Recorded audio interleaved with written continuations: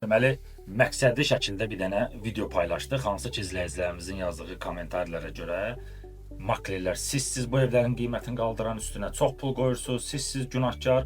Qəsdən bir video paylaşdıq. O videoda qeyd elədik ki, qiyməti təyin eləməlidir makler. Yəni ev satışa çıxırsa makler gəlməlidir, baxmalıdır, qiymətləndirməlidir və həmin qiymətə uyğun da satışa çıxmalıdır.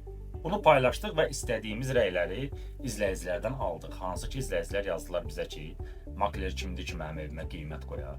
Makler məndən ev alıb ki, mənim evimə gəlsin qiymət qoysun. Yəni bu nə deməkdir? Bu o deməkdir ki, evlərin qiymətini mülkiyyətçilər təyin edir. Son qiyməti onlar deyir. Artıq əvvəlki dövr deyil. İndiki dövrdə heç bir mülkiyyətçi maklerin təyin elədiyi qiymətlə barışmır. Və evlər nəyə görə bahadır? Niyə bahalaşır? Onun da bir çox səbəbləri var. Təbii ki, bunlardan bir neçə amillər ola bilər bunların.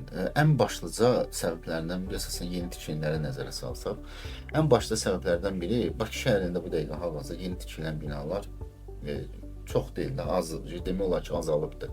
Yeni bina tikə bilmirlər, yəni boş ərazilər yoxdur. Boş ərazi yox. Bunlar da məcbur olub neyində köhnə binaları, əsasən Xruşovka, İtalyan binaları, Finski binalar, köhnə binaları sökürlər və yerində də yeni binalar. Bu da MMC-lərə çox baha başa gəlir.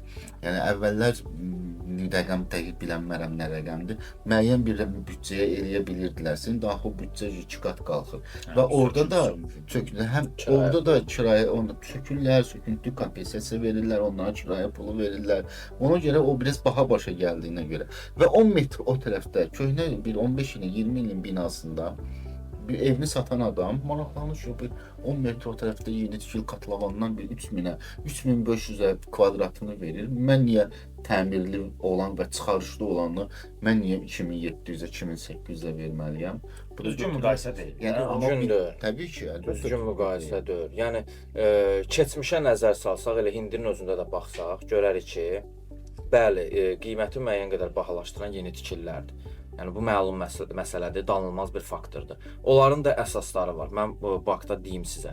20 il bundan qabaq, 15 il bundan qabaq, 12 il bundan qabaq tikilən yeni tikililərlə indi hal-hazırda tikilən binaların arasında yerlə göy qədər fərq var. Əvvəlki tikilən binaların, yəni %70% nə həyəti var, nə parkovkası var, nə yeraltı qarajı olmayanları var. İndikilərdə gedirsən şükür Allaha, yəni hər şey səliqəli, girirsən həyət bacı adamın üzünə gülür, yeraltı qarajı var, parkovka sistemi nəzərə alınır, hər şey nəzərə alınır. Evi gedirsən qiymət deməyə, danışmağa, baxırsan 18 il bundan qabaq, 15 il bundan qabaq tikilən Novostrokadır. Yəni blokunu heç süpürməyiblər, təmizləmirlər. Bu yəni xadimətçisi yoxdur blokun. O öz evini hər hansı bir rezidensidə, qıraqda tikilən başqa bir Novostroka ilə başlayır onun